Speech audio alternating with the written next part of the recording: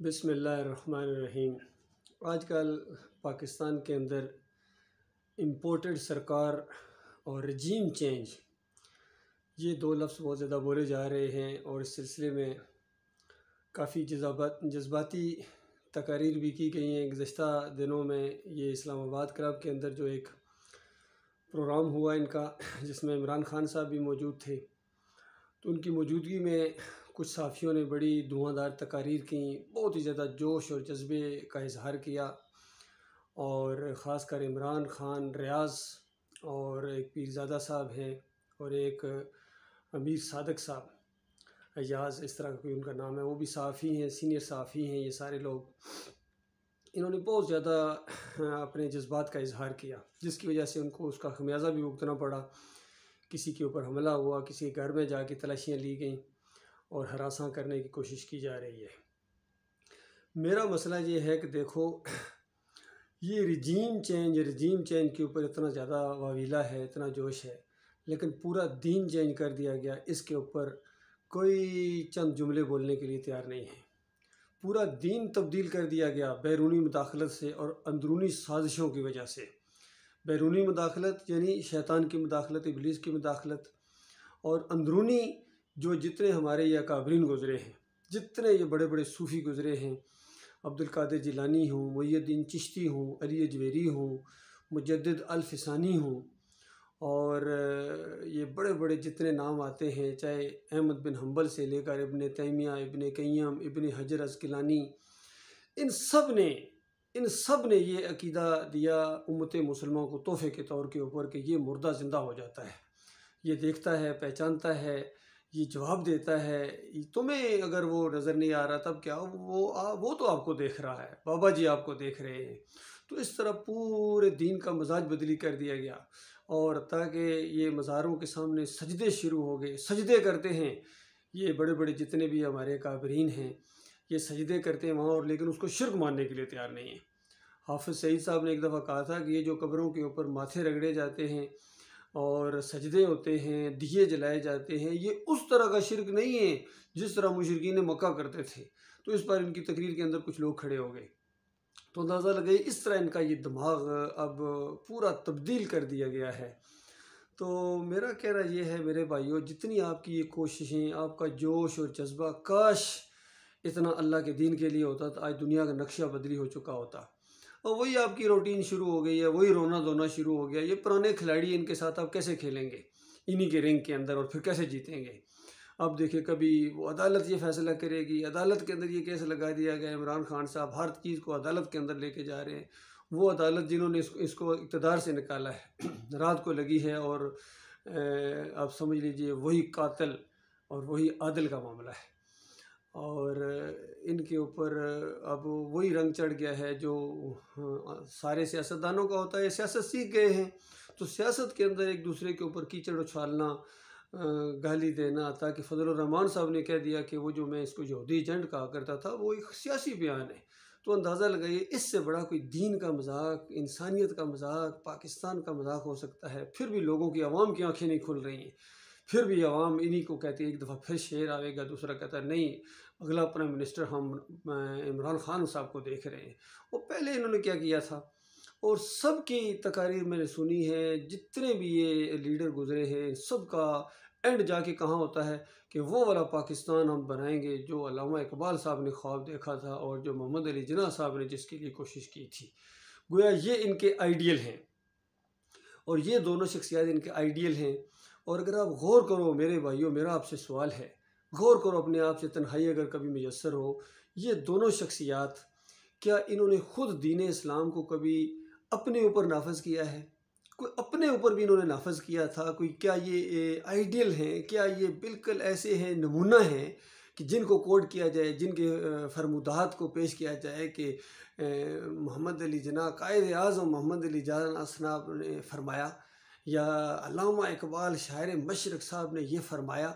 اور اللہ کے بندوں، کبھی جو اصلی یعنی قائد اعظم ہیں محمد صلی اللہ علیہ وآلہ وسلم، آخری نبی محمد صلی اللہ علیہ وآلہ وسلم، خاتم النبیین، ان کے بارے میں کیا خیال ہے؟ انہوں نے جو کچھ فرمایا، کبھی اس کے اوپر بھی اتنے جذباتی ہوئے ہو؟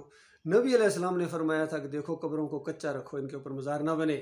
کبھی کسی کا خون کھولا ہے کہ کیوں نافرمانی ہو رہی ہے، کیوں ہمارے اصولوں سے ہمیں ہٹایا جا رہا ہے؟ اور قرآن کا الحمدللہ سے لے کر والناس تک جو ایک پیغام ہے وہ توحید ہے، رد شرک ہے، اللہ کی اصلی حاکمیت ہے۔ ایاک نعبد و ایاک نستعین پہلے صفحے کے اوپر اس سے شروع کرتے ہیں ہمارے پرائم منسٹر صاحب، تقریر کا آغاز کرتے ہیں ہاتھوں میں تسبیح، اور یہ سمجھتے ہیں کہ یہ دینداری ہے، اور یہ دینداری نہیں ہے، یہ بدعت ہے۔ ہاتھوں میں تسبیح، یہ نبی علیہ السلام نے فرمایا انگلیوں کے اوپر گنا کرو، اگر آپ کو گننا ہے، جس طرح 33 مرتبہ سبحان اللہ، 33 مرتبہ الحمدللہ اور 33 مرتبہ اللہ اکبر، یہ جو اذکار ہیں یہ انگلیوں کے اوپر ہیں، کل قیامت کے دن یہ گواہی دیں گی۔ باقی یہ جو دانوں والی تسبیح اور ٹوپی سفید رکھ لینا کسی خاص موقع کے اوپر، یہ تو میں نے جیل میں دیکھا تھا، وہاں یہ سارے بڑے بڑے بدماش کیا کرتے تھے، اور سول میں بھی میں نے دیکھا ہے کہ ان دنوں کے اندر، رمضان کے دنوں کے اندر یہ ہاتھ میں تسبیح اٹھا لیتے ہیں، سر پر ایک سفید سی ٹوپی رکھ لیں گے، اور یہ ان کی پوری دینداری ہے۔ اللہ کے بندو، اس جال سے کب نکلو گے؟ یہ خالص شیطانی جال ہے آپ کا۔ آپ کی توانائیاں، اتنی صلاحیتیں اللہ تعالیٰ نے آپ کو دی ہوئی ہیں، جرت اللہ تعالیٰ نے آپ کو دی ہوئی ہے۔ جس طرح عمران خان سے، عمران ریاض کتنے جرت والے آدمی ہیں، خود عمران خان ایک جرت والا آدمی ہیں، اور کتنے لوگ ہیں ان کے ساتھ ہیں، سب بڑی زبردست تقریریں کرنے والے، لیکن یہ توانائیاں خرچ ہو رہی ہیں جمہوریت کے راستے کے اندر، یہ اپنی پارٹی پی ٹی آئی کے لیے خرچ ہو رہی ہیں۔ اللہ کے بندو، تم نے تو اللہ کے دین کا کبھی صحیح طریقے سے نام بھی نہیں لیا ہے، اور کل اللہ کے سامنے جب پہنچو گے تو وہاں کیا جواب دو گے کہ اللہ کے لیے کیا کیا؟ جب مالک پوچھے گا ہاں میں نے یہ کیا، میں نے یہ کیا، میں نے یہ تمہیں دیا، بتاؤ تم نے میرے لیے کیا کیا ہے؟ تو یہ جتنی چیزیں آپ پیش کریں گے یہ تو آپ کی ہوں گی اپنی قوم کے لیے، پاکستان کے لیے، جمہوریت کے لیے۔ مالک فرمائے گا میرے لیے کیا کیا ہے؟ تو اللہ کے لیے تو آپ نے کچھ بھی نہیں کیا ہے، اس طرف تو آپ نے رخ بھی کبھی نہیں کیا ہے، اس طرف بلانے والے کی بات کو تو کبھی آپ نے کوئی اہمیت ہی نہیں دی ہے۔ تو یہ معاملہ ہے اللہ کے بندو، تم سب جہنم کے کنارے کھڑے ہو، بالکل تمہارا جو مرتا جائے گا آگ میں، جو مرتا جائے گا آگ میں۔ اور یہ مثالیں پھر دیتے ہیں، کل بھی ایک میں نے ویڈیو دیکھا جس میں جرمنی کی مثالیں دی جا رہی تھی۔ دیکھو چند سال پہلے جرمنی کی یہ حالت تھی، حتیٰ کہ ایک وقت ایسا تھا پاکستان نے اس کو قرضہ دیا تھا، یہ وقت بھی موجود ہے آن ریکارڈ، اور پھر کہتے ہیں دیکھو آج جرمنی جناب یہ ہے وہ ہے وہاں کھڑا ہے۔ لیکن یہ بھی تو سوچو، جو جرمن مرتا جا رہا ہے، جو مرتا ہے وہ کہاں جاتا ہے؟ وہ آگ کے اندر جاتا ہے۔ تو بتاؤ یہ خیر خواہی ہے قوم کی؟ اسی طریقے سے آزادی کی جنگ لڑیں گے، آزادی کی جنگیں تو پوری دنیا کے اندر لڑی گئی ہیں۔ بتاؤ، ایک مثال کے طور پر میں آپ کو سمجھاتا ہوں، اگر کسی علاقے کے اندر یہودیوں سے آزادی لی ہے، عیسائیوں نے لڑ کے لی ہے، جدوجہد کی ہے، اور اس راستے میں جو مارے گئے ہیں، بتاؤ وہ کہاں گئے؟ کیونکہ عقیدہ تو خراب ہے، ایمان عقیدے کی تو بات نہیں ہے۔ اسی طریقے سے آج کل سکھ آزادی کا معاملہ کر رہے ہیں، اس راستے میں جتنے سکھ مارے جائیں گے ہندوؤں کے ہاتھوں، تو بتاؤ وہ کہاں جائیں گے؟ تو اسی طریقے سے یہ جو آزادی لی گئی تھی، ہمارے یہ سارا یہ لڑتے رہے ہیں، یہ قبر کے پوجا کرنے والے، قبر کی پرستش کرنے والوں کی، مورتی کے ساتھ پوجا کرنے والوں کی آپس میں جنگ اور لڑائی، یہ سارے معاملات ہوئے ہیں۔ تو مورتی کی پوجا والا ذرا اوپر ہو گیا، اور جو قبر کی پوجا کرنے والا تھا یہ کبھی اوپر کبھی نیچے، اس طرح معاملہ ہوتا گیا۔ تو اس راستے میں جو مرتے جا رہے ہیں، یاد رکھیے جنت نہیں جا رہے ہیں، سوال ہی پیدا نہیں ہوتا۔ اگر یہ جنت میں جا رہے ہیں مزار پوجا کرنے والے، تو پھر مورتی پوجا والے بھی جنت میں جا رہے ہیں، انصاف تو یہ ہے۔ لیکن نہ مورتی پوجا والا جنت جا سکتا ہے، نہ مزار پوجا والا جنت جا سکتا ہے، نہ جمہوریت پوجا والا جنت جا سکتا ہے۔ جنت تو وہ جائے گا جو اپنے مالک اور خالق کا مخلص ہے، مخلص جس کو اللہ تعالیٰ نے اپنے لیے خاص کر لیا ہو۔ تو اللہ تعالیٰ اپنے لیے خاص کرتا ہے جن کے دلوں کے اندر اللہ کا وقار ہو، اللہ کی عزت ہو، ایمان کی قدر ہو، اور وہ صحیح معنوں میں کلمے کا معنی جانتے ہوں کہ لا الہ الا اللہ کا مطلب کیا ہے۔ پاکستان کا مطلب کیا؟ یہ نعرہ تو لگایا تھا کہ لا الہ الا اللہ، اور اس سے پوچھا جائے لا الہ الا اللہ کا مطلب، تو یہاں یہ چپ ہو جاتا ہے، اور اگر بولے گا تو ہمارے عمران خان صاحب کی طرح کہتے ہیں اللہ کے علاوہ کوئی خدا نہیں۔ کون کہتا ہے اللہ کے علاوہ کوئی خدا ہے، اور آپ اس کو بتا رہے ہیں کوئی خدا نہیں؟ کہو اللہ کے علاوہ کوئی رکوع اور سجدے کے لائق نہیں ہے۔ جو آپ نے سجدہ کیا مزار کے اوپر جا کر، یہ شرک کیا ہے، وہاں بوسہ دیا ہے جب آپ کا گبرو جوان کا سر نیچے جھکا ہے، تو اس وقت اللہ کا دین جو تھا نا وہ عیب دار ہو گیا، لا الہ الا اللہ کے اوپر ایک اور لا چل گئی۔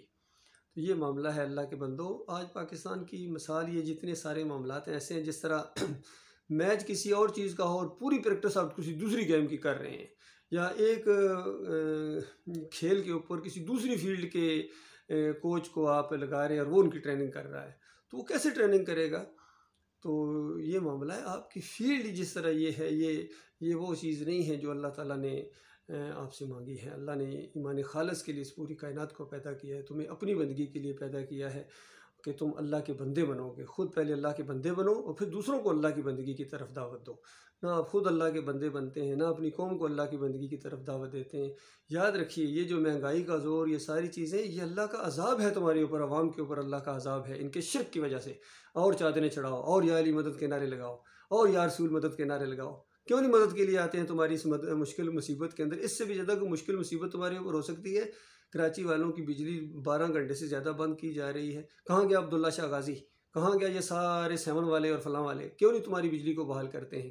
اللہ کے بندو، یہ اللہ نے تمہیں منظر دکھائے ہیں کہ تمہارا کوئی معبود نہیں ہے سوائے اللہ کے، اور تمہاری مشکلات کے اندر اضافہ ہوتا چلا جائے گا جب تک تم اللہ کی طرف رجوع نہیں کرو گے۔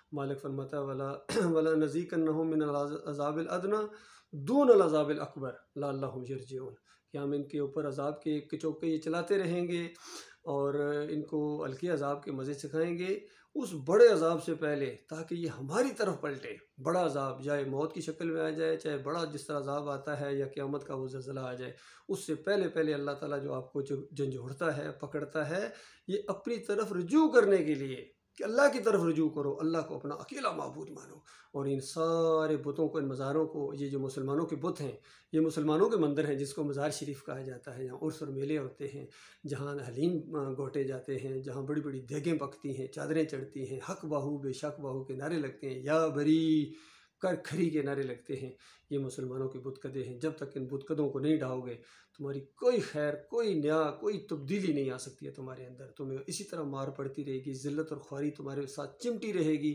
ایٹم بم ہونے کے باوجود اور میزائل ٹیکنالوجی ہونے کے باوجود، کمانڈو دستے ہونے کے باوجود، یوتھ ہونے کے باوجود، ذلت اور خواری تمہارے اوپر سے نہیں جا سکتی، تم آزاد نہیں ہو سکتے ہو۔ اور پھر میں کبھی کبھی کہتا ہوں بالفرض اللہ تعالیٰ اس انداز سے آزمائے کہ تم پاکستان کو پوری زمین پر سب سے زیادہ فلاحی ریاست بنا دو، لیکن اگر ایمان عقیدے کی بات نہیں ہے، توحید کی بات نہیں ہے، رد شرک نہیں ہے، اسی طرح مزار پوجے جاتے رہیں گے، اسی طرح جمہوریت کو پوجو گے، تو جو مرتا جائے گا آگ میں، جو مرتا جائے گا آگ میں، جو مرتا جائے گا آگ میں۔ تو بتاؤ یہ خیر خواہی بہتر ہے یا یہ خیر خواہی بہتر ہے کہ تمہیں ایمان عقیدے کی طرف میں بلاتا ہوں، توحید کی طرف بلاتا ہوں، اور تمہارا اصلی خیر خواہ ہوں، تمہارا بھائی ہوں، میں کوئی مولوی نہیں ہوں، پیر نہیں ہوں، میں بھی آپ کا فوجی بھائی ہوں، فوجی ہو۔ 70th لانگ کورس تھا میرا 7 پنجاب ریجمنٹ، میں نے یہی بات آج سے 38 سال پہلے وہاں کہی تھی، لیکن انہوں نے وہی ریئیکشن کیا جو آج ریئیکشن کیا جا رہا ہے۔ ہر جگہ اس توحید کی مخالفت ہوتی ہے اور اس کو بالکل حقیر سمجھ کے کوئی ویلیو نہیں دی جاتی ہے، اور اوپر اللہ تعالیٰ عرش پر بیٹھا ہوا یہ سارے منظر دیکھ رہا ہے، وہ تمہیں کبھی سنبھلنے نہیں دے گا جب تک تم اس کی طرف نہیں آؤ گے۔ اللہ تعالیٰ غور و فکر کرنے کی توفیق عطا فرمائے۔